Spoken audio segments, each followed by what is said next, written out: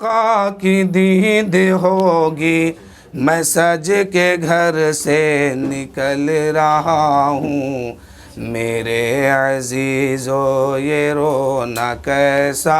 مکان ہی تو بدل رہا ہوں۔ یعنی آنے کا سسٹم ہے کہ طریقہ اللہ نے کیا بنایا، پہلے باپ آتا ہے، تب پھر بیٹا آتا ہے، پھر اس کے بیٹا آتا ہے۔ جانے کا وقت متعین ہے، سسٹم نہیں ہے۔ باپ رہ جاتا ہے، بیٹا چلا جاتا ہے، دادا رہ جاتا ہے، پوتا چلا جاتا ہے۔ یعنی آنے کا سسٹم اللہ نے بنایا، طریقہ اللہ نے دیا کہ تمہارا باپ پہلے ہوں گے تب تم جاؤ گے، لیکن جانے یہاں سے واپس جانے کا کوئی سسٹم نہیں۔ ایک وقت لکھا ہوا ہے کہ اس ٹائم تم کو اس بہانے سے میں بلاؤں گا، آنا ہوگا، تو اسی بہانے سے سب کو جانا پڑے گا، کسی کی چھٹی نہیں ہے۔ شاعر کہتے ہیں لحد میں آقا کی دید ہوگی، میں سج کے گھر سے نکل رہا ہوں، میرے عزیزو یہ رونا کیسا مکان ہی تو بدل رہا ہوں۔ اور آگے دیکھیے شعر، لگا کے خوشبو میں سو رہا ہوں، فرشتوں مجھ کو اٹھاؤ جلدی، لگا کے خوشبو میں سو رہا ہوں، فرشتوں مجھ کو اٹھاؤ جلدی، نبی ہمارے ہیں سامنے اب، خوشی کے مارے مچل رہا ہوں، نبی ہمارا ہے سامنے اب، خوشی کے مارے مچل رہا ہوں، کسی کے در کا فقیر ہوں میں، محبتوں کا اسیر ہوں میں، بے سہارا نہیں ہوں لوگو، نبی کے ٹکڑوں پہ پل رہا ہوں، لحد میں آقا کی دید ہوگی، میں سج کے گھر جو یہ رونا کیسا مکان ہی تو بدل رہا ہوں، لحد میں آقا کی دید ہوگی، میں سج کے گھر سے نکل رہا ہوں، میرے عزیزو یہ رونا کیسا مکان ہی تو بدل رہا ہوں، لگا کے خوشبو میں سو رہا ہوں، فرشتوں مجھ کو اٹھاؤ جلدی، نبی ہمارے سامنے ہے، نبی ہمارے ہے سامنے اب، خوشی کے مارے مچل رہا ہوں، گناہ کی گٹھری ہے سر پہ میرے، حضور گزروں میں پل سے کیسے، گناہ کی گٹھری ہے سر پہ میرے، حضور گزروں میں پل سے کیسے، بچا لو آ کر میرے پیمبر، بچا لو آ کر شافع محشر کے پل سے اب میں گزر رہا ہوں، گناہ کی گٹھری ہے سر پہ میرے، حضور گزروں میں پل سے کیسے، بچا لو آ کے محشر کے پل سے اب میں گزر رہا ہوں، بچا لو آ کر شفیع محشر کے پل سے اب میں گزر رہا ہوں۔ پل صراط کیا ہے جانتے ہیں؟ پل صراط ایک پل ہے جو 500 سال کا راستہ ہے اور تلوار کے دھار سے تیز ہے، بال سے زیادہ باریک ہے، یعنی بال سے زیادہ مہین ہے یہ، اور یہ راستہ اتنا لمبا ہے کہ 500 سال آدمی پیدل چلے تو پار کر پائے۔ اور ان کی تیزی کا عالم یہ ہے کہ تلوار کے دھار سے بھی زیادہ تیز ہے یہ پل، اور باریک مہین کتنا ہے کہ بال سے بھی زیادہ مہین ہے یہ، اور ہر انسان کو، عورت مرد بوڑھا بچہ سب کو اسی پل سے پار کر کے جنت میں جانا ہے۔ جو کٹ کے گرے گا وہ جہنم میں جائے گا، جو پار کر جائے گا وہ جنت میں جائے گا۔ اب اس پل کے اوپر جب انسان چڑھیں گے، کچھ تو ایسا بھی ہوگا کہ پیر رکھیں گے اور کٹ کر کے گر جائیں گے، کچھ ایسا ہوگا کہ کچھ دور آگے گزریں گے تب تک وہ کٹ کٹ کے گر جائیں گے، کچھ ایسا ہوگا کہ آدھے پل پر جا کے گریں گے، اور کچھ ایسا بھی ہوگا کہ پار کرتے کرتے آخر میں جب پہنچیں گے تو وہ کٹ کے گر جائیں گے، اور کچھ ایسا بھی ہوگا کہ کٹتے کٹتے پل کو پار کریں گے اور اللہ کا شکر ادا کریں گے کہ مولا تیرا لاکھ لاکھ شکر ہے کہ تو جہنم کی آگ سے مجھے بچا لیا۔ اور کچھ ایسا بھی ہوگا کہ پیر رکھے گا، پلک جھپکنے کی دیری ہوگی کہ پل پار کر جائیں گے۔ یہ 500 سال کی راستہ جو ہے ایک پلک جھپکنے میں طے کر لیں گے۔ تو جس کا اعمال جیسا ہوگا، دنیا میں عمل رہ کر کے جو کام اچھا کیا ہے، اسی عمل کے بل پر اور ایمان کی بنیاد پر وہ انسان پل پار کرے گا۔ اگر عمل اچھا ہوگا، ایمان صحیح سلامت ایمان لے کے گیا ہے، تو پھر وہ جو ہے پلک جھپکتے ہوئے پار کر جائیں گے، اور جو کٹ کے گر گیا وہ جہنم میں گرا۔ تو اسی لیے میرے بھائیو، ہمیشہ اپنے اپنے عمل پر، اپنے اپنے کردار پر دھیان دیجئے کہ ہم کر کیا رہے ہیں، اور وہاں ہمیں حساب دینا ہوگا۔ اللہ کی عدالت میں سب کو کھڑا ہونا ہوگا، کوئی چھٹی نہیں کہ کوئی بچ جائے، سب کھڑا ہوگا اللہ کی عدالت میں۔ آپ کو، ہم کو، سب کو حساب دینا ہوگا۔ حضور فرماتے ہیں کہ اللہ کی عدالت میں جب بندہ کھڑا ہوگا نا، اس وقت اللہ تعالیٰ جب بندے سے حساب لے گا تو بندے کے اندر طاقت نہیں ہے کہ بندہ ایک طرف سے دوسری جانب چہرہ پھیر کے دیکھے، یا پہلا اگر پیر، دائنا پیر اگر آگے ہے تو بندے کی طاقت نہیں ہے کہ اللہ کی عدالت میں بایاں پیر کو آگے برابر کر سکے۔ ایسے عالم میں حساب لیا جائے گا۔ اللہ پوچھے گا بندہ بچپنے کا حساب دے، جوانی کا حساب دے، بڑھاپا کیسے خرچ کیا، جوانی کیسے گزارا، ساری زندگی کا اب حساب آ کے دے۔ جو لوگ، ایک حدیث ہے، حضرت صدیق اکبر رضی اللہ تعالیٰ عنہ کہتے ہیں کہ جو لوگ نماز پڑھتے ہیں، ظہر کی نماز جماعت کے ساتھ ادا کرتے ہیں، اس نماز میں جو جو پڑھتے ہیں، ہر کلمہ کے صدقے میں، ہر کلمہ کے بدلے میں اللہ تعالیٰ 5 جنت میں مکان عطا فرمائے گا، اور 5 حوریں اس کو عطا فرمائے گا۔ یہ کون سی نماز ہے؟ ظہر کی نماز جو جماعت کے ساتھ پڑھتا ہے، اس کے لیے یہ فضیلت ہے کہ اللہ تعالیٰ اس کو ہر حروف کے بدلے میں، ہر حرف کے بدلے میں جنت میں 5 محل عطا فرمائے گا، اور 5 حوریں، جنتی حوریں عطا فرمائے گا۔ اس کے بعد جب قیامت کا دن آئے گا تو اسی نماز کے صدقے میں، جو ظہر کی نماز انہوں نے جماعت سے پڑھا ہے، اسی نماز کے صدقے میں قیامت کے دن وہ پل صراط کو کیسے پار کریں گے وہ سنیے۔ آقا فرماتے ہیں جو ظہر میں نماز جماعت کے ساتھ ادا کیے ہیں، یہی نماز جو ہے جنت میں میدان محشر میں براق کی شکل میں آ کر کے آپ کے سامنے کھڑی ہوگی۔ اس وقت وہ انسان اس پر سوار ہوگا، اور اس وقت سوار ہونے کے بعد پل صراط کو آسانی سے پار کر جائیں گے۔ یہ کون لوگ ہوں گے؟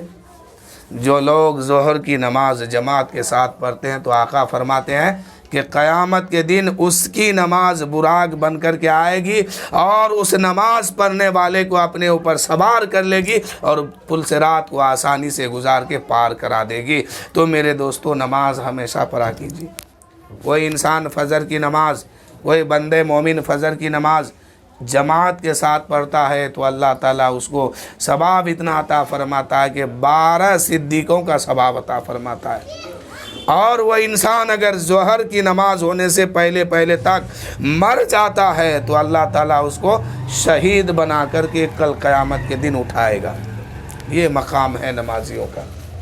اب وہی انسان اب ظہر کا وقت شروع ہوا، ظہر کی نماز جماعت کے ساتھ پڑھتا ہے تو اللہ تعالیٰ اس کو اجر یہ عطا فرماتا ہے کہ 12 صدیقوں کا ثواب عطا فرماتا ہے اور 12 شہیدوں کا ثواب اس کو عطا فرماتا ہے۔ 12 اس کے نام اعمال میں 12 صدیقوں اور 12 شہیدوں کا ثواب عطا فرماتا ہے، اور وہ انسان عصر کی نماز سے پہلے پہلے اگر انتقال کر جائے، مر جائے، تو اللہ تعالیٰ اس کو شہادت کا درجہ عطا فرماتا ہے۔ اب وہی انسان ابھی انتقال نہیں کیے، عصر کی نماز شروع ہونے والی ہے، ٹائم شروع ہو گیا، اب وہ انسان عصر کی نماز پڑھتا ہے تو اللہ تعالیٰ اس کے بدلے میں اسے کیا عطا فرماتا ہے کہ نیکوں کا ثواب عطا فرماتا ہے، اچھے لوگوں کو جو ثواب ملتا ہے وہ عطا فرماتا ہے، اور حج کا ثواب اور عمرہ کا ثواب اس کو عطا فرماتا ہے۔ جیسے حج کرنے والے کو ثواب دیتا ہے، عمرہ کرنے والے کو ثواب دیتا ہے، ایسے ہی عصر کی نماز پڑھنے والے کو حج کا ثواب بھی دیتا ہے، عمرہ کا بھی ثواب دیتا ہے، نیکوں کا بھی ثواب دیتا ہے۔ اور اللہ کے رسول فرماتے ہیں کہ اگر وہ انسان عصر کی نماز سے پہلے پہلے انتقال کر جائے تو اللہ تعالیٰ اس کو شہادت کا مقام عطا فرمائے گا، وہ شہید بنا کے اٹھایا جائے گا، شہادت کا درجہ اسے ملے گا۔ اور وہی انسان اگر ابھی مرا نہیں ہے، عصر کی نماز کے بعد اب مغرب کا ٹائم شروع ہو گیا، مغرب کی نماز پڑھ لیا پھر جماعت کے ساتھ، تو اللہ تعالیٰ اسے اب کیا مقام عطا فرمائے گا؟ اہل خشوع، یعنی جو لوگ نماز پڑھتے ہیں ایک دم دل سے، اس کا ذہن ادھر ادھر نہیں بھاگتا ہے، پورا دل سے سچے دل سے نماز پڑھتے ہیں، ایسے لوگوں کا ثواب اس نمازی کو عطا فرمائے گا، اور 12 مقرب فرشتوں کا ثواب بھی اسے عطا فرمائے گا۔ 12 مقرب فرشتوں کا بھی اجر اسے عطا فرمائے گا، اور وہ انسان اگر عشاء کی نماز شروع ہونے سے پہلے پہلے انتقال کر جائے تو اللہ تعالیٰ اس کو شہادت کا مقام عطا فرماتا ہے۔ اب وہ انسان انتقال نہیں کیا، پھر عشاء کی نماز وہ جماعت سے پڑھتا ہے تو اللہ تعالیٰ اب اسے کیا اجر عطا فرماتا ہے کہ سالکین کا ثواب عطا فرماتا ہے، اور 12 علماء با عمل بزرگان دین کا ثواب اسے عطا فرماتا ہے، اور 12 بزرگان دین کا ثواب اسے عطا فرماتا ہے۔ اس کے بعد حج کا بھی ثواب عطا فرماتا ہے، اور یہ انسان اگر صبح ہونے تک مر گئے، انتقال کر گئے، تو انہیں شہادت کا بھی درجہ عطا فرماتا ہے۔ اور یہ انسان صبح ہونے سے پہلے انتقال نہیں کیے ہیں، اور عشاء کی نماز کے بعد جو 3 رکعت وتر کی نماز پڑھتے ہیں، اگر عشاء کی نماز کے بعد ملا کر کے وتر کی نماز پڑھ لیتے ہیں ساتھ ساتھ، تو اللہ ساتھ پڑھ لیتے ہیں، یا پھر بعد میں پڑھتے ہیں، سو جاتے ہیں، نیند سے بیدار ہو کر کے رات کے آخری حصہ میں وتر کی نماز پڑھتا ہے، تو اللہ تعالیٰ اسے کیا عطا فرماتا ہے؟ اجر کیا دیتا ہے؟ 100 غلام آزاد کرنے کے برابر اس انسان کو ثواب عطا فرماتا ہے، اور 100 حج کرنے کا ثواب عطا فرماتا ہے، 100 عمرے کا ثواب عطا فرماتا ہے۔ اور یہ انسان جو وتر کی نماز نیند سے بیدار ہو کر کے پڑھا ہے، یا جماعت کے بعد عشاء کی نماز کے بعد پڑھا ہے، اس کو یہ اجر عطا فرماتا ہے کہ 100 راتیں عبادت کرنے کے برابر اس کو ثواب عطا فرماتا ہے۔ گویا کہ یہ انسان 100 رات عبادت کیا، اتنا ثواب اس انسان کو عطا فرماتا ہے۔ اب صبح ہونے کے بعد انتقال نہیں کیے ہیں ابھی، اور عشاء کی نماز کے بعد عشاء کی نماز کے بعد 12 رکعت تہجد کی نماز ادا کرتا ہے وہ انسان۔ کتنی رکعت؟ 12 رکعت وہ تہجد کی نماز ادا کرتا ہے 6 سلام سے۔ جب 6 سلام سے 12 رکعت تہجد کی نماز یہ انسان پڑھتا ہے تو اللہ تعالیٰ اس پڑھنے والے کو کیا اجر عطا فرماتا ہے کہ جب یہ انسان انتقال کر جائیں گے، قبر کی دنیا میں جائیں گے، قیامت کا دن آئے گا، اس کو قبر سے نکالا جائے گا تو صابروں کی جھرمٹ میں ان کو نکالا جائے گا، صابروں کے ساتھ نکالا جائے گا۔ اس لیے میرے بھائیوں، نماز ہمیشہ پڑھا کیجیے اگر جنت لینا ہے تو۔ جنت بغیر نماز کی نہیں مل پائے گی، بہت مشکل ہو جائے گی اس وقت جنت لینا۔ اس لیے جنت اگر لینا ہے تو نماز پڑھیے۔ حضرت صدیق اکبر کا واقعہ میں نے سنایا، حضرت صدیق اکبر نے جو روایت بیان کی ان کو میں نے سنایا کہ جو انسان ظہر کی نماز عشاء جماعت کے ساتھ پڑھتا ہے تو اللہ تعالیٰ ان کو یہ مقام دیتا ہے کہ 5 محل اس کو ہر بولی، یعنی نماز کے اندر جو کچھ بھی انہوں نے پڑھا ہے ہر حرف کے صدقے میں، ہر حرف کے بدلے میں 5 جنت میں محل عطا فرمائے گا اور 5 جنتی حوریں عطا فرمائے گا۔ اور جب یہ انسان قیامت کا دن قائم ہوگا، اس دن جب یہ انسان آئے گا تو اس انسان کو کیا مقام ملے گا کہ یہ انسان کے سامنے اس کی نماز جو ہے براق بن کر کے آئے گی اور اس انسان کو اپنے اوپر سوار کر لے گی اور پل صراط پار کرا دے گی۔ اگر چاہتے ہیں کہ آسانی کے ساتھ پل صراط پار کر جائیں تو پھر نماز پڑھا کیجئے تاکہ وہاں آسانی سے پل کو پار کر کے جنت میں داخل ہو جائے۔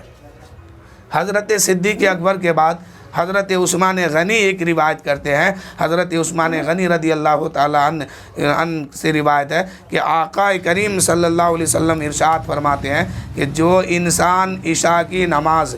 جماعت کے ساتھ پڑھتا ہے تو گویا کہ اس نے آدھی رات قیام کیا، آدھی رات عبادت میں گزارا۔ اور آگے میرے آقا ارشاد فرماتے ہیں کہ پھر فجر کی نماز اس نے جماعت کے ساتھ پڑھ لیا تو گویا کہ اس نے پوری رات قیام کیا، پوری رات وہ عبادت میں رہا، پوری رات اس کی عبادت میں گزر گئی۔ اس لیے عشاء کی نماز بھی جماعت سے پڑھیے، فجر کی نماز بھی جماعت سے پڑھیے، ظہر عصر مغرب ساری نماز جو ہے جماعت سے ادا کیجیے تو یہ فضیلت ہے۔ آقا کریم صلی اللہ علیہ وسلم معراج کی رات ایک محل کو دیکھا جس میں بہت بڑا فاٹک دروازہ لگا تھا جو سرخ یاقوت یعنی سونے کے بنے ہوئے تھے۔ اس میں 4 نہریں تھے، پہلا نہر دودھ کی ہے، دوسری نہر شہد کی ہے، تیسری پانی کی، چوتھی شراب کی۔ اس کے بعد آقا فرماتے ہیں کہ پھر میں نے ایک درخت دیکھا، اس کی جڑیں سونے کی ہے اور اس کی ٹہنی اور پتیاں جو ہے چاندی کی ہے، پھر نور کے قلم سے ہر پتے پر لکھا ہوا ہے لا الہ الا اللہ محمد الرسول اللہ صلی اللہ علیہ وسلم۔ پھر آقا آگے ارشاد فرماتے ہیں کہ پھر میں نے 3 چشمہ اس میں دیکھا، ایک دیکھا مشک کا، دوسرا دیکھا عنبر کا، تیسرا دیکھا کافور کا۔ اللہ کے رسول فرماتے ہیں کہ میں نے رب کی بارگاہ میں عرض کیا مولا یہ شاندار عظیم الشان محل تو نے کس کے لیے بنایا ہے؟ تو اللہ کی بارگاہ سے آواز آئی کہ اے محبوب جو میرا بندہ میری محبت میں عشاء کی نماز جماعت سے پڑھے گا اور فجر کی نماز جماعت کے ساتھ پڑھے گا، اس کے لیے میں یہ مقام، اس کے لیے میں یہ محل تیار کر کے رکھا ہوں، اس کو یہ مرتبہ اور مقام دوں گا کہ وہ دنیا سے آئیں گے تو اس کو یہ محل عطا کروں گا۔ اسی لیے اس عظیم الشان اگر محل لینا ہے تو فجر کی نماز، عصر کی نماز، مغرب عشاء جو بھی نماز سامنے آئے اس کو ہمیشہ جماعت کے ساتھ پڑھا کیجیے۔ انسان انتقال کرتے ہیں، آج جو ہم لوگ یہاں بیٹھے ہیں محمد علی صاحب ایک دن پہلے ہمارے پاس بھی ہم سے بھی ملاقات کیے گئے، بات چیت کیے کچھ دیر، آپ کے بھی بیچ میں ہوں گے، آج نہیں ہے۔ ایسے ہی آج آپ ہیں، پتہ نہیں کل رہیں گے کہ نہیں رہیں گے، پتہ نہیں کہیں ایسا نہ ہو کہ آپ کے نام پر بھی لوگ یہاں جمع ہو جائے۔ تو اس لیے آپ کو جو موقع ملا ہے یہ موقع غنیمت ہے، اسی وقت رہ کر کے دنیا میں اللہ کو منائیے، اللہ کو راضی کیجیے۔ ایک بزرگ تھے، ان کا بڑا عجیب معاملہ تھا، کبھی لوگوں کے بھیڑ میں جا کر کے رونا شروع کر دیتے تھے اور لوگوں سے کہتے تھے اے لوگو آؤ آج میں تم کو اللہ سے صلح کرا دیتا ہوں، اللہ تم سے راضی ہو جائے گا، آؤ سچے دل سے توبہ کرو۔ لیکن اس بزرگ کی بات کو لوگ نہیں مانتے تھے، اب وہ بزرگ بار بار کہتے اور رونا شروع کرتے، کہہ دیتے رونا شروع کرتے، لیکن ان کی بات پر کوئی توجہ نہیں دیتا۔ ایک دن یہ شخص جو ہے قبرستان کے گیٹ پر چلا گیا، جا کے پھر رونے لگا، لوگوں نے پوچھا بابا تیرا بڑا عجیب معاملہ ہے، تو بازار میں رہتا ہے تو بھی روتے رہتا ہے، کسی کے دروازے پر پہنچتا ہے وہاں بھی روتے رہتا ہے، اور آج قبرستان میں آ گئے ہو، قبرستان کے دروازہ پکڑ کے تو رو رہا ہے، آخر وجہ کیا ہے؟ کس نے تجھے مارا؟ کس نے گالی دیا؟ کس نے ستایا؟ کہا اس بزرگ نے کہا بیٹا نہ مجھے کسی نے مارا، نہ مجھے کسی نے ستایا، نہ کسی نے تکلیف دی، میں آبادی میں رہتا ہوں تو بھی روتے رہتا ہوں، آبادی سے باہر ہوتا ہوں پھر بھی میں روتا ہوں، آج قبرستان کے دروازے پر آ کے رو رہا ہوں، اس لیے کہ کل تک جب تک یہ لوگ حیات سے تھے تو میں ان لوگوں سے بار بار کہتا تھا کہ اللہ ناراض ہے، آؤ میں تمہاری صلح جو ہے اللہ سے کرا دیتا ہوں، اللہ کو راضی کر لو، اللہ کو راضی کر لو۔ جب تک دنیا میں تھا یہ لوگ میری بات نہیں مانا، اللہ کو راضی نہیں کیا، اللہ سے اپنا معاملہ صلح نہیں کیا، اور آج جب یہ لوگ قبر کی دنیا میں آیا ہے اور میں یہاں پہنچا ہوں اور کہا کہ اللہ سے صلح کرو تو یہ لوگ تو مان گئے، یہ لوگ تو تیار ہو گئے، لیکن آج اللہ نہیں مان رہا ہے، آج اللہ نہیں مان رہا ہے، اللہ تیار نہیں ہے معاف کرنے کے لیے۔ تو میرے بھائیوں یہ جو زندگی بچی ہے اگر سچے دل سے توبہ کر لیں گے تو آپ کی صلح اللہ سے ہو جائے گی، اللہ تعالیٰ آپ کی خطا کو، ہماری خطا کو، سب کی خطا کو معاف فرمائے گا، اللہ توبہ قبول کرنے والا ہے۔ اگر جیتے جی اپنے گناہوں سے توبہ نہیں کیے، اپنے گناہوں سے باز نہیں آئے اور دین پر نہیں چلے تو پھر جب قبر میں جائیں گے تو وہاں آپ روئیں گے، ہم روئیں گے، لیکن اس وقت اللہ نہیں مانے گا۔ کیوں نہیں مانے گا؟ کیونکہ توبہ کا دروازہ انسان کے لیے جیتے جی ہے، مرنے کے بعد نہیں ہے۔ مرنے کے بعد انسان کوئی عمل نہیں کر سکتا ہے، کوئی عبادت نہیں کر سکتا ہے، لاکھوں کروڑوں مردے اپنے قبر میں اسی انتظار میں ہے کہ مولا تو مجھے ایک لمحہ کے لیے دنیا میں جانے دے، میں تیری عبادت کے سوا کچھ نہیں کروں گا۔ لیکن اللہ کا یہ قانون نہیں ہے کہ دوبارہ پھر جسم و جسمانیت کے ساتھ کوئی مردہ قبر سے باہر آئے اور عبادت کرے۔ اس لیے یہ موقع جو ہے غنیمت ہے، جیتے جی اپنے رب کو منا لیجئے، اپنے رب سے صلح کر لیجئے تو ٹھیک ہے، ورنہ قبر میں صلح کرنا چاہیں گے، منانا چاہیں گے تو اس وقت رب نہیں مانے گا۔ اور آج رب مان رہا ہے، آج رب تمہارے توبے کی انتظار کر رہا ہے کہ میرا بندہ گناہ ہو گیا ہے تم سے، آؤ سچے دل سے توبہ کرو، میں تمہاری خطا کو معاف کرنے کے لیے تیار ہوں۔ لیکن آج اگر یہ موقع جانے دیا ہاتھ سے تو کل قیامت قبر کے میدان میں پھر یہ موقع ہاتھ لگنے والا نہیں ہے۔ انسان جو ہے جاتے ہیں سب، انسان سب کو جاتے ہیں، رہنا کسی کو نہیں ہے۔ اور آپ خود دیکھتے ہیں کہ آج ان کو دفن کر کے آئے، کل ان کی نماز جنازہ پڑھ کے آئے، کل وہ لوگ چلے گئے، وہ لوگ فلاں دن سب کوئی دیکھ رہا، آپ بھی دیکھ رہے ہیں، ہم بھی دیکھ رہے ہیں، لیکن سب جو ہے دوسرے کے فکر میں ہے کہ یہ انسان کتنا گناہ کر رہا ہے، یہ انسان کتنا پاپی اور خاکی ہے، لیکن اپنے بارے میں کوئی نہیں سوچ رہا کہ ہم کتنا گنہگار ہیں،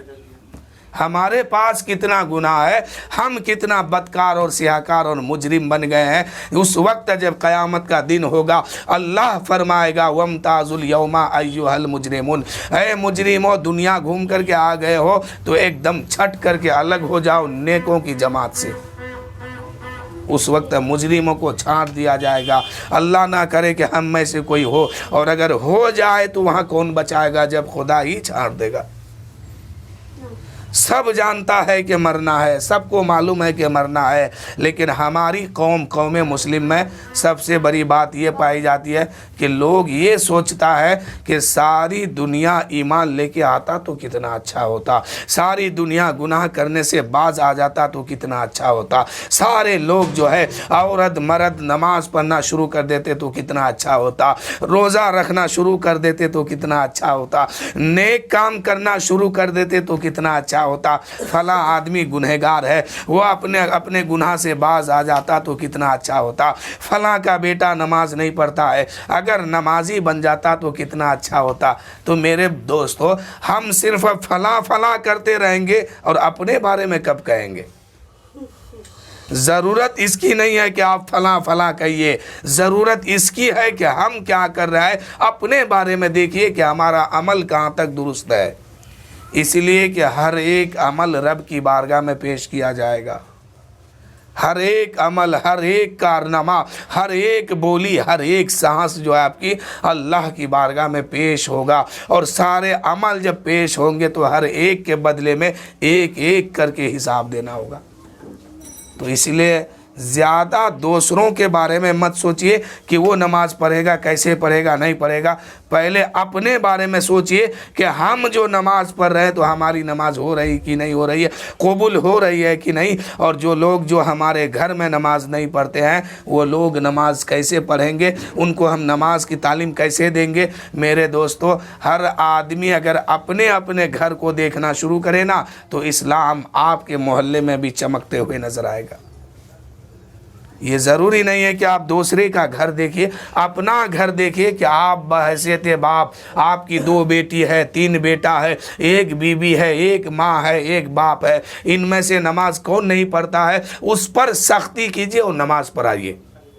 یہ دنیا کچھ نہیں ہے، یہ دنیا ایک دھوکہ ہے، سب کو اس میں سے جانا ہے۔ جب انسان کو میت کو گھر سے لے کے نکلتے ہیں نا تو راستے میں وہ آپ سے یہی کہتے ہیں کہ او لے جانے والوں، اور بیوقوفو ذرا دیکھو، میں نے بہت محنت سے گھر بنایا تھا، بہت مشقت سے اس گھر کو سنوارا تھا، گرمی کو گرمی نہیں سمجھا، ٹھنڈی کو ٹھنڈی نہیں سمجھا، بارش کو بارش نہیں سمجھا، طوفان کو طوفان نہیں سمجھا، محنت اور مشقت کر کے اس گھر کو سنوارا، لیکن جو ہی میری آنکھ بند ہوئی سب سے پہلے بے وفائی کرنے والا وہ میرا گھر نکلا۔ ایک بات آپ لوگ یہ بتائیے، کوئی آپ لوگ یہ جانتے ہیں کہ آپ کے مرنے کے بعد آپ کے گھر والا آپ کو 2 سال تک اپنے گھر میں رہنے دیں گے؟ ہرگز نہیں دیں گے۔ آپ کے جسم سے جیسے روح نکلے گی، آپ کے اچھے اچھے سامان کو چھپا چھپا کے گھر کے لوگ رکھیں گے کہ کہیں ان کا آتما اس میں نہ آ جائے۔ یہ ذہن لوگوں کا بن گیا ہے، لیکن ایسا ہوتا نہیں ہے۔ کسی کو بھی 1-2 گھنٹہ 2-4 گھنٹہ یا 1 دن سے زیادہ رکھا نہیں جائے گا۔ جس گھر کے لیے آپ اپنے آخرت کو برباد کر رہے ہیں، جس گھر کو سنبھالنے کے لیے اپنے آخرت کو جو ہے خراب کر رکھے ہیں، اس آخرت کو سنوارئے، گھر کو مت سنوارئے۔ یہ گھر آپ کو چھوڑنا ہوگا۔ جیسے ہی آپ میت کو کاندھا دے کر لے کے جا رہے ہیں نا، اس وقت میت یہی کہتی ہے، او نادانو دیکھو، جس گھر کو میں نے سنوارا تھا نا، سب سے پہلا بے وفائی کرنے والا وہ میرا گھر نکلا، آج میں گھر چھوڑ کے جا رہا ہوں۔ ایسے ہی تم کو ایک دن کسی کے کاندھے پہ جانا ہوگا۔ جیسے آج میں چھوڑا ہوں سب کو، ایسے ہی تم کو بھی چھوڑنا ہوگا، تم کو بھی جانا ہوگا، تم کو بھی اس دنیا سے خیر آباد کہنا ہوگا۔ تو اس لیے تم تیاری کرو، دھوکے میں مت آنا، یہ دنیا دھوکہ ہے۔ تو اس سبق کو ہر ایک آدمی، ہم کو بھی ضروری ہے، آپ کو بھی ضروری ہے۔ اگر جنت لینا چاہتے ہیں تب، رب کو منانا چاہتے ہیں تب، اگر آپ اچھا عمل کریں گے تو یہ اس میں آپ کا فائدہ ہے، خراب عمل کریں گے اس میں آپ کا نقصان ہے۔ آپ نماز نہیں پڑھیں گے تو اس سے اسلام کو کوئی نقصان نہیں ہے، آپ کو نقصان ہے، اور نماز پڑھیں گے تو آپ کو فائدہ ہے کہ کل وہاں بچ جائیں گے، ورنہ ایک ایک نماز کے بدلے میں کروڑوں کروڑوں سال تک جہنم میں جلایا جائے گا۔ تو جانا سب کو ہے، تیاری ہر آدمی کو ضروری ہے کہ تیاری کریں، اپنے اوپر خیال رکھیں کہ ہم کو کیا کرنا ہے۔ ہم نماز پڑھتے ہیں یا نہیں پڑھتے ہیں تو کیسے ہم نمازی بنیں گے، کیسے اچھا انسان بنیں گے کہ اللہ تعالی ہماری خطا کو معاف کر کے، ہماری نیکی کو قبول کر کے ہمیں بخشش کا پروانہ عطا فرمائے گا۔ اللہ تعالی بندوں کو پہلے ہی بتا دیا، کلو نفس ذائقۃ الموت، تم آئے ہو دنیا میں تو واپس آنا ہوگا۔ اللہ تعالیٰ قرآن میں فرماتا ہے وَامْتَازُوا الْيَوْمَ أَيُّهَا الْمُجْرِمُونَ، کل قیامت کے دن جب سارے لوگ ایک جگہ جمع ہوں گے تو رب فرمائے گا وَامْتَازُوا الْيَوْمَ أَيُّهَا الْمُجْرِمُونَ، اے مجرموں، اے گنہگاروں، نیکوں کی جماعت سے ایک دم چھٹ کے الگ ہو جاؤ۔ کس کو چھانٹا جائے گا؟ گنہگار کو، مجرم کو، خاکی کو، پاپی کو۔ اس وقت اگر اللہ تعالیٰ فرما دیا کہ اے مجرموں دنیا میں عیش کیا ہے جاؤ جہنم میں، تو پھر بچانے والا کون ہوگا؟ حضرت ابراہیم بن ادھم کی بارگاہ میں ایک شخص نے سوال کیا، حضور یہ بتائیے مجھے کچھ نصیحت کیجئے، میں اپنے گناہ سے توبہ کرنا چاہتا ہوں۔ حضرت ابراہیم بن ادھم نے فرمایا پہلا نصیحت یہ لے لو کہ تمہارے پاس جب ملک الموت آئے تمہاری روح نکالنے کے لیے، اس وقت اس فرشتے سے کہہ دینا اے ملک الموت واپس جاؤ، ابھی ہم مرنا نہیں چاہتے ہیں، اب ہم توبہ کریں گے، اللہ کو منائیں گے، اللہ کو راضی کریں گے، اللہ کے رسول کو راضی کریں گے، اچھا عمل کریں گے، نیکی کو جمع کر لیں گے، تب ہم مریں گے، تب تم آنا۔ اس شخص نے کہا کہ حضور موت ایک اٹل فیصلہ ہے، جس کے قسمت میں جب لکھ دیا گیا ہے اس سے نہ ایک منٹ آگے کوئی بڑھ سکتا ہے، نہ ایک منٹ کوئی پیچھے جا سکتا ہے۔ کیا؟ موت ایک اٹل فیصلہ ہے۔ تو حضرت ابراہیم بن ادھم نے فرمایا اے نادان، جب تو جانتا ہے کہ موت اٹل فیصلہ ہے، جب موت کا فرشتہ تمہارے پاس آئیں گے روح نکالنے کے لیے، تم جہاں ہو، جس مقام پر ہو، جس حالت میں ہو، وہ فرشتہ تمہاری روح کو لے کے چلے جائیں گے، تمہاری بات وہ نہیں سنیں گے، ایک لمحہ کے لیے بھی تمہیں مہلت نہیں دی جائے گی، تو پھر تم جیتے جی تیاری کیوں نہیں کرتے ہو وہاں کے لیے تم کچھ تیاری کیوں نہیں کر لیتے ہو، نیکیوں کو جمع کیوں نہیں کر لیتے ہو، جو نیکی تمہاری وہاں کام آنے والی ہے اس پر عمل کرو، نیکیوں کو جمع کرو۔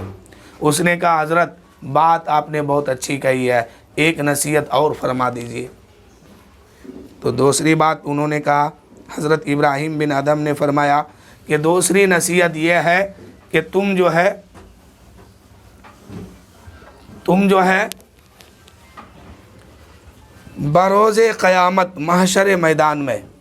جب رب تمہارے بارے میں فرما دے گا کہ اے فرشتوں اس انسان کو اٹھاؤ، اس کو لے جا کے جہنم میں ڈال دو، اس وقت رب کے سامنے کہہ دینا کہ اے اللہ ہم جہنم میں نہیں جانا چاہتے ہیں، مجھے جنت میں ڈالا جائے۔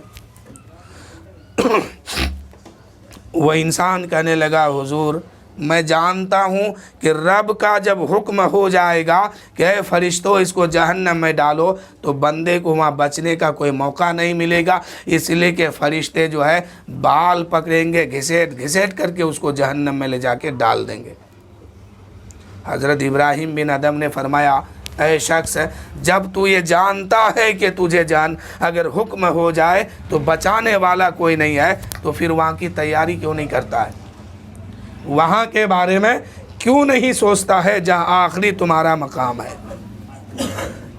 جہاں تمہیں ہمیشہ رہنا ہے، وہاں کی تیاری تم کیوں نہیں کرتا ہے، وہاں کی تیاری تمہیں کرنا چاہیے۔ اس لیے میرے بھائیوں ہر آدمی اپنا اپنا تیاری پورا کر لے، اگر تیاری میں کمی ہوگی تو پھر وہاں پھنسیں گے۔ تیار ہو جائیے اور تیاری کیجئے، اس لیے کہ اگر بچنا ہے تو تیاری کیجئے۔ شاعر کہتے ہیں لحد میں آقا کی دید ہوگی، میں سج کے گھر سے نکل رہا ہوں، میرے عزیزو یہ رونا کیسا، مکان ہی تو بدل رہا ہوں۔ اور آگے شعر دیکھیے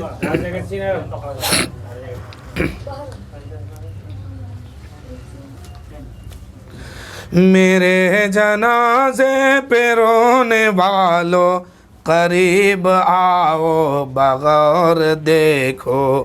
لوگ سوچتے ہیں نا جنازہ کے پاس روتے ہیں، لیکن وہ مرنے والا شخص کیا کہتا ہے وہ اس پر سنیے۔ میرے جنازے پہ رونے والوں قریب آؤ بغور دیکھو، مرا نہیں ہوں غم نبی میں، لباس ہستی بدل رہا ہوں۔ اے لوگو تم کیا سوچتے ہو کہ ہم مر گئے ہیں؟ تم کیا سوچتے ہو کہ ہم ختم ہو گئے، مٹ گئے؟ نہیں نہیں نہیں، یہ تیرا بھول ہے۔ ہم تو اپنے نبی کو دیکھنے کے لیے اپنا لباس ہستی صرف بدلا ہے، نبی کی زیارت کرنے کے لیے، نبی کا دیدار کرنے کے لیے۔ سنا ہے کہ وہ ہر عاشق کے گھر تشریف لاتے ہیں، میں سنا ہے کہ وہ ہر قبر میں تشریف لاتے ہیں، تو میں اپنے نبی کو دیکھنے کے لیے جیتے جی تو نہیں دیکھ پایا، اب مرنے کے بعد نبی کا دیدار کروں گا، اس لیے میں مرا نہیں ہوں، لباس ہستی بدل رہا ہوں ایک جگہ سے دوسری جگہ، اس لیے جا رہا ہوں کہ میں اپنے نبی کو دیکھ سکوں، اپنے نبی کے چہرے کی زیارت کر سکوں، اپنے نبی کا دیدار کر سکوں۔ اپنے نبی کو دیکھنے کے لیے میں دنیا چھوڑ کر کے قبر کی دنیا میں آیا ہوں، یہ میت کہہ رہی ہے۔ شاعر کہتے ہیں میرے جنازے پہ رونے والوں قریب آؤ بغور دیکھو، مرا نہیں ہوں غم نبی میں لباس ہستی بدل رہا ہوں۔ اب جب قبر کی دنیا میں پہنچ گئے، منکر نکیر قبر میں داخل ہوتے ہیں، زمین کو چیرتے پھاڑتے قبر میں پہنچتے ہیں،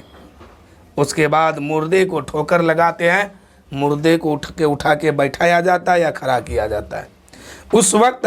میت اگر ایمان والا ہے، اچھا عمل والا ہے، تو وہ کیا کہتے ہیں سنیے، ہو بعد میں سوال پہلے نکیر و آقا کا ذکر چھیرو، ہو بعد میں سوال پہلے نکیر و آقا کا ذکر چھیرو، ملن کی سب ہے کفن میں اپنے، ملن کی سب ہے کفن میں اپنے، میں خوشی کے مارے مچل رہا ہوں، میرے جنازے پہ رونے والوں قریب آؤ بغور دیکھو، مرا نہیں ہوں غم نبی میں لباس ہستی بدل رہا ہوں، او بعد میں سوال پہلے نکیر و آقا کا ذکر چھیرو، ملن کی سب ہے کفن میں اپنے، میں خوشی کے مارے مچل رہا ہوں، لحد میں آقا کی دید ہوگی، میں سج کے گھر سے نکل رہا ہوں۔ اور آخری شعر سماعت کیجئے، بہت کٹھن ہے حسن یہ راتیں، سناتے رہیے نبی کی نعتیں، سکون ملتا ہے درد دل کو، میں نعت سن کر مچل رہا ہوں۔ وہ گھڑی کیسی گھڑی ہوگی ذرا سوچیے تو صحیح، کہ اکیلی جان اندھیری گھر ہے وہ، دل گھٹتا دم اگتا تھا، خدا کو یاد کر پیارے وہ ساعت آنے والی ہے۔ وہ کیسا عالم ہوگا جب ایک اکیلی جان قبر کی دنیا میں جا کے سوئی ہے،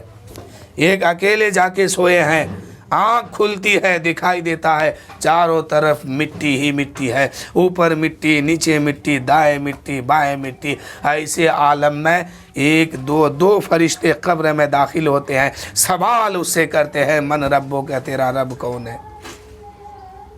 اگر ایمان سلامت ہے تو پھر وہ جواب میں کہے گا میرا رب اللہ ہے۔ اندھیری گھر ہے وہ، روشنی کا کوئی انتظام نہیں ہے، اکیلی جان ہے وہ، اکیلے تنہا رہنا ہے، بھاگنے کا کوئی موقع اس کے پاس نہیں ہے۔ اب اندھیری گھر ہے تو روشنی کہاں سے آئے گی؟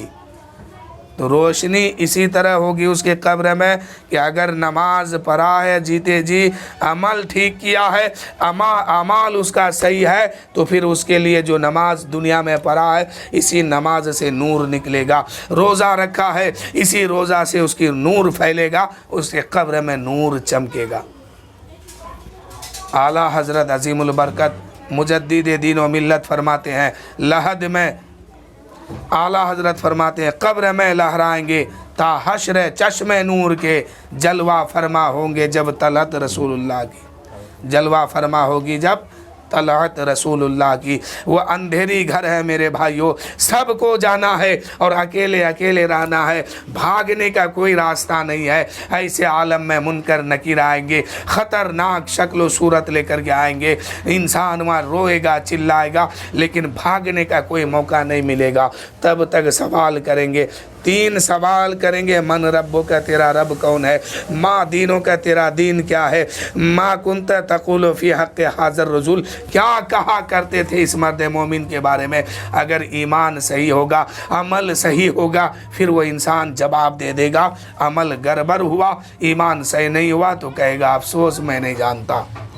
जो कहेगा अफसोस मैं नहीं जानता, सवाल का जवाब नहीं देगा, अल्लाह की बारगाह से आवाज़ आएगी, ऐ फरिश्तों ये बंदा झूठा है, मेरा रिस्क खाता था, मैं इसको खाना पीना सब देता था, ज़िंदगी दी, सांस दी, दिल दिया, दिमाग दिया, सब कुछ इसको मैंने दिया, मेरी नाफरमानी करके आया है, इसके लिए जहन्नम का बिछौना, जन्नत से जहन्नम का बिछौना लेके जाओ, इसके कब्र में बिछा दो और अजाब में इसको मुसल्लत करो,